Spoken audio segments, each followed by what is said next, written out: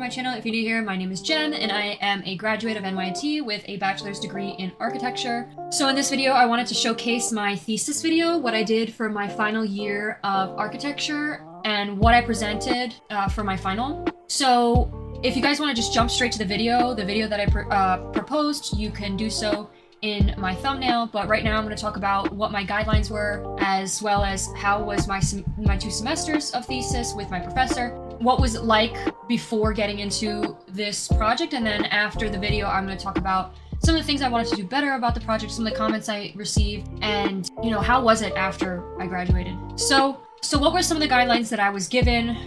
Why is it Korea? My project was located in the JSA of Korea.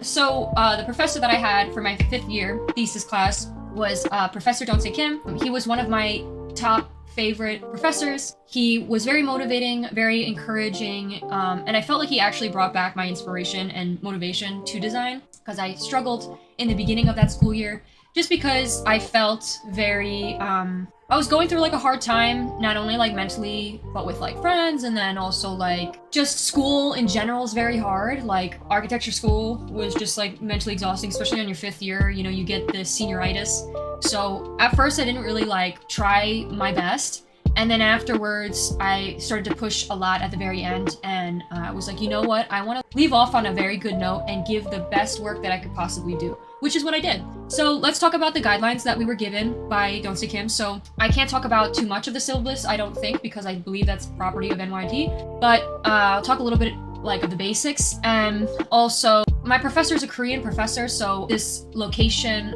of Korea along the DMZ border was something very important to him. And honestly, I felt like the concept that I proposed ended up blending with my life. It was kind of weird. I could like talk a little bit more about that, but like my mentality on life. The reason why I say that is because my proposal is more of a mental like therapy type of idea.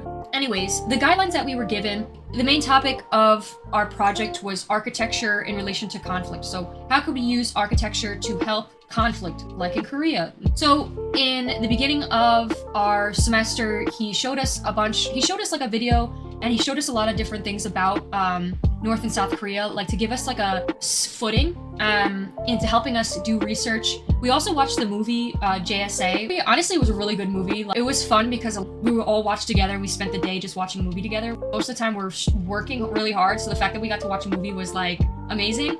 So the first semester was all about doing the research, and basically we did a ton of research, and we helped gathered research, and then we would show it to our professor, and then he basically helped guide us in a direction of how we could shape this information into drawings to better explain to whoever's outside to like a client, to you guys. How could we better, explain it to somebody who's outside of the project, doesn't know what Korea is, doesn't know what your project is. He also taught us the best way of presenting, which is the 3 main key points when presenting: what, why, and how. He showed us a couple videos of people who use this technique and how they used it to present projects in a precise, quick, informative manner to their clients or to their viewers or outside viewers, so they could easily understand. And that is what we did. He showed us this one video of Steve Jobs giving a presentation, and he used the 3 key points. That was also very interesting. We also thought about the location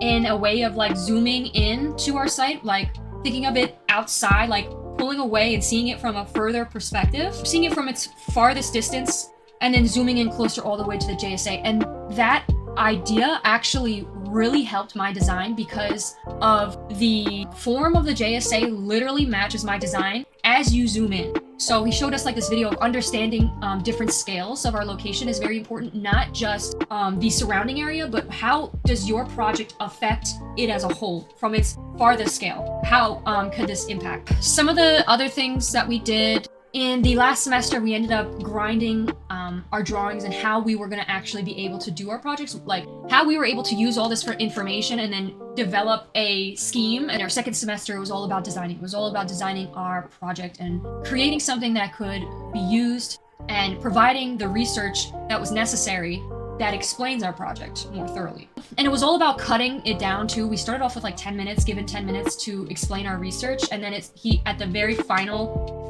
we were only given 6 minutes and I had to explain the what, why, and how under 6 minutes. He would give us some sort of drawing to do specifically and try to incorporate that into our projects. I ended up only using a couple things. It was basically just giving us like an idea of where we can go and like what, like he was guiding us or giving us a direction on where he wants us to end up and how, besides all the other work you had to do, like the research and the what, why, and how. Sometimes it was a bit overbearing, but honestly, now that I look at it, it really did help me in my project. I ended up like representing those ideas in a different way. Like he asked for like a timeline as well as the idea of like zooming in, and that's what I showed the way that I zoomed in my drawings. Literally by videography, like showing my drawings being zoomed into, and then the timeline is like showing the history of in the what. He also asked for like a site drawing, but I ended up using that in my how, so like showing what my proposal is. So those are the guidelines. That's like basically the gist of what it was like in the beginning, and it was hard work. It was a lot of work, but I'll talk more about that after we play the video. Opportunity of coexistence. What is it? The DMZ is a buffer zone across the Korean peninsula.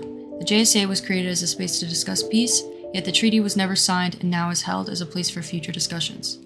In order to understand our site better, we should know the history. The land was first originally divided after the Second World War between the United States and the Soviet Union. The Soviet Union initiated the Korean War for full ownership of the peninsula. 2 years later, the armistice agreement is signed after negotiations and battles. Along the DMZ are barriers of physical and non-physical division. Zooming out closer to the JSA, where the border becomes less defined, we note the natural push and pull form of the DMZ. These villages not only mutate the DMZ, but they also are exploited as propaganda villages. The Sunshine Policy. The economic and population gap between North and South Korea has a negative impact on the possibility of reunification. In the 2000s, North Korean leader Kim Jong-il shakes hands with South Korean Kim Dae-jung during the discussion of the first iteration of the Sunshine Policy. Not only was the Sunshine Policy addressing the economic gap, but it was also created to restore communications between the Koreas. The Sunshine Policy saw the creation of several projects. The two most important was the Kaesong Industrial Complex and the Mount Kumgang Tourist Region. The main three incidents that caused the downfall of the Sunshine Policy was when a South Korean tourist was shot, the Cheonan sinking, and the bombardment of Yangpyeong. The Sunshine Policy projects faced a lot of flaws of safety concerns, propaganda, and unequal treatment. Tourism. The YouTuber The Life of Jort traveled to North Korea and documented his journey. The most notable mention from his travels was the big stadium he saw and his experience at Mayfest playing some soccer with North Korean children. So why the JSA? It's dangerous. The DMZ is one of the most dangerous borders today, and the JSA was a temporary fix, not the kind of safe, sensitive care that extremely wounded location requires. There was an estimate of 2.2 million landmines scattered along the DMZ. There has been several incidents that occurred at the JSA, including an axe murder incident in 1976 and a 1984 shooting incident. There is still high tension to this day. In 2020, there was North Korean defectors sending propaganda leaflets to North Korea in balloons, later resulting in the 4-story inter-Korean office building in Kaesong Industrial Region to be demolished by North Korea. Needs for the JSA influences. The most important need is the NNSC. The NNSC is an outside influence on the JSA, whose organization is currently made up of Switzerland, Sweden, and Poland, with all the goals of maintaining peaceful coexistence. The next influence is North Korea. Their goal is to improve their economy, and they need outside currency and tourism. Lastly, South Korea, whose goal is to ultimately unify Korea into one Korea. How? How can we improve the JSA? What I envision within the JSA is a symbol of yin and yang from the philosophy Taoism to invoke peaceful coexistence. South Korea will represent the yin, the power of softness, where they will lead with meditation and nature. North Korea will represent the opposing yang with a hard economic architecture. Because of South Korea's display of a Taoistic compromise and understanding, they will be representing the yin to North Korea's yang. I began my development with the overlay of the yin and yang symbol. It follows the given push and pull shape of the DMZ. The next diagram illustrates the three main influences of the site. The first influence is the NNSC. It is the tranquil blue color. The other two important influences are North and South Korea. North is representing the activating orange circles. South Korea is representing the natural green circles, since South Korea will be leading with the power of softness through meditation and nature. The programs provided within the yin and yang of Korea consist primarily of three main programs that represent the influences of the JSA: NNSC and North and South Korea. These main programs are the meeting areas, symbolizing NNSC, the stadium, symbolizing the North, the meditation circle, symbolizing the South. What is it? It is a third revision of the Sunshine Policy. It is a secluded retreat where the people of North and South Korea can interact and bond over meditation and activities they share to repair this generational fear. Its main purpose is for the people of North and South Korea to meet. The one thing I found very interesting was how the blue huts interrupt the curve within the yin and yang and the form of the DMZ. As a symbol of breaking the division, the blue huts are the important historical monument in the JSA. In a similar way of how the blue huts create a threshold for the Korean leaders, the blue huts will symbolize the break of division between North and South Korea. This place will be safe for the people of North and South Korea to retreat and meet their opposite and bond over similarities. I list many different safety precautions within my book. Most important is the one surrounding wall and security checks within the entries, the facing of possible unification. The first phase is what's held today, a division between North and South Korea. The second phase is the mixing between both sides for a peaceful coexistence. And lastly is the third phase, unification, where both sides are completely mixed and joined together as one. Within the second phase of coexistence, occupancy of the JSA is planned to be evenly divided for fairness. An even amount of visitors, workers come from all sides. There will also be a provided bus transit similar to the previous Sunshine Policy projects. These buses will transport the people of North and South Korea as well as the tourists and workers.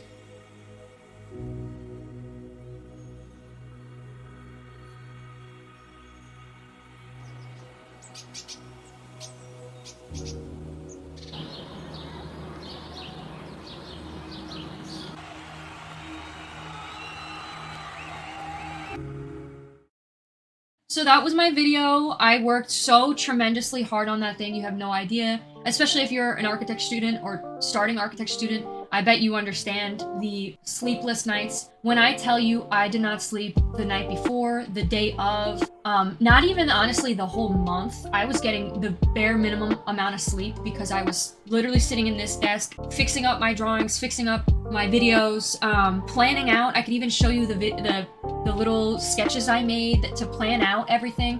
What was really great also, by my midterm, I planned out every single section of how I wanted to display my work in the video as well as the book. So I could show you guys that now if you want to see. But basically I started from the very beginning. I sectioned it up into the why, what, and how in my book as well as in the video. I did like an aesthetic. The what is the blue, the why is the orange, the how is the green, and like the why and the what is like the black to represent the past and what are the issues, and then the white is to represent, you know, this new beginning, this new like sense of like lights and like prosperity, and then the green is to represent like to incorporate like nature and tranquility. So, and I even added that idea in the music as well. So there was a lot of like things that I literally planned out everything. So that's those two things. And then some of the criticism that I got, the first criticism that I got was on my book, and it was mainly because I just didn't have enough time. A lot of people did work together on projects. You're allowed to use like teamwork and have like 3 other people doing the projects, but I really just wanted to do my solo project. I'm still happy with how it came out anyways. But with the book, my main criticism was when I printed it out, I needed to do it 2 weeks in advance. So I was cramming trying to get this book done. The last part of it was not finished. I put in like a draft book just so I at least had something at the final. And then I submitted in another final book that ended up only arriving the day after my final. So I was stuck with this first draft where a section of it wasn't even completed. And then all the pages were out of order. So it was like a complete disaster. But honestly, at least I had something, and I'm proud of what I did, and I'm proud of what I brought. So the first criticism that I got was from Professor Kompani, and she was like, "It looks like a schizophrenic made this book." So I literally laughed because it was kind of true, because honestly, the book did look like chaotic. But I wish I did have the other book because it was better laid out. It had all the rest of the drawings, and it was nice. I ended up giving that to Don't Say afterwards. I love Professor Kompani too, by the way. She was another great professor that I had. I have a lot of stories about what school life was like. Some of the teachers that I love, some of the teachers that I don't love. Maybe I'll make a video about that if you guys are interested. We could do like a Q&A, and I'll like talk about all my experiences if you guys are interested. Anyways, so that was the first thing that I got. She also mentioned, like, she was like, oh, why is the stadium on the second floor? And like, that was like such a big surprise to me. I was like, oh my god, how did I not think of that? Because that's so true. Like, why is it on the second floor? It should be perforated through the 2 floors. It should be the first floor and the second floor. And then the, you know, the shopping or whatever, all the other things that I had around should have been on separate levels. So I don't know why the stadium wasn't. But anyways, it would have been a good idea. And that's, if I were to continue my new iteration, once I have the time and once I have the motivation to update this, I'll upload a new video. And I'll also go over the book. I'll print out the book with new drawings, because that was another criticism that I got, was my drawings were lacking. They were very lacking. And, you know, they definitely were. But, you know, again, I did my best with what I had and the time that I was given. I cramped the very end.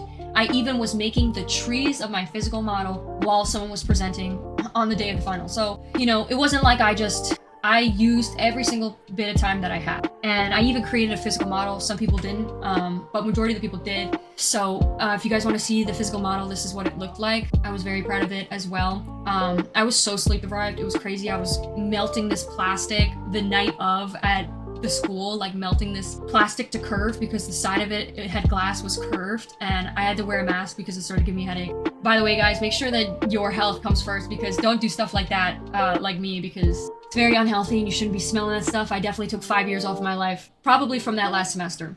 So I was really proud of my final, my physical model and my video and my book. I was proud of everything that I did.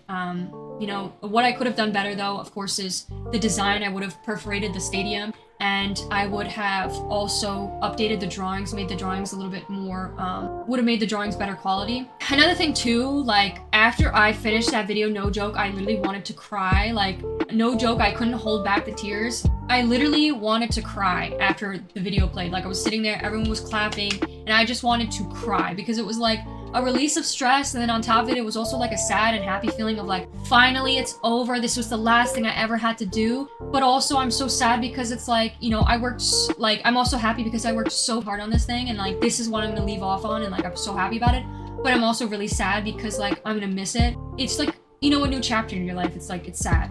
So I like just wanted to cry. It was like overwhelming with emotions, and just wanted to start crying. I couldn't even speak for the first minute, and they were thinking of like questions to ask me, and then finally I was like, I'm gonna be happy. They gave me the mic, and then they started, you know, a lot of the time the crits like to give a positive note, and then they'll give like a bunch of reasons why your project what you could have done better, which is, you know, it's like art. Art is always subjective, and it always could be better. You know, that's why it's art. It's not ever finished. It's up to what you want to finish it to. You know, it's up to your preference. They were like giving me like questions, asking me things, and because I planned so far ahead of every single thing about this project, besides obviously the stadium was the only thing that I was like, wait a minute, why did I do that? So every question they had, I would respond back, or like argue back about like why I did what I did, which I was really happy about, because it was like I literally had a reason for everything. Afterwards, like after the final, all we had to do was like give him the video, update like whatever we could, and then give him the book and the basically that was the last thing that we saw him. Honestly, all of that was a blur because I felt like it happened so fast. Graduation was like literally, no joke, felt like the next day. That was pretty much it. I ended up just working on my other classes, and then I graduated. So, and I haven't seen this since. This is the first time I came back to open this up and actually work on it once again, because it was like, I spent so much time on this that it was like I needed a break to mentally reset. But yeah, that's pretty much the entire thesis year. That's what I dealt with, how it was. It was a lot of fun. I would do it again. I loved it, every second of it. Architecture is one of my passions. I was very happy, and like, I was very happy with the professor that I was given and the project that I was given, because at first I was a little bit skeptical of it, because I had no idea what I could possibly do or how I could use architecture to, you know, do something. Like, I was so pessimistic about it ever being able to, you know, change. But then afterwards I was like, you know what? I believe I gave a really good project that could possibly be used as a real proposal. But anyways, I could be biased. It's my project. But anyways, thank you guys so much for watching. I hope you enjoyed listening to what my 5th year was like, as well as watching my thesis project. I hope you have a wonderful rest of your day. If you have any questions, any ideas of what you wanted to see next, please let me know in the comments. Give the video a like. I most likely will be doing a reaction video next, and I will upload a video of me reacting to the book of this project But anyways, thank you guys so much for watching. I hope you enjoyed this video. If you did, this video a like, consider subscribing, and I'll see you in one of my videos. Bye!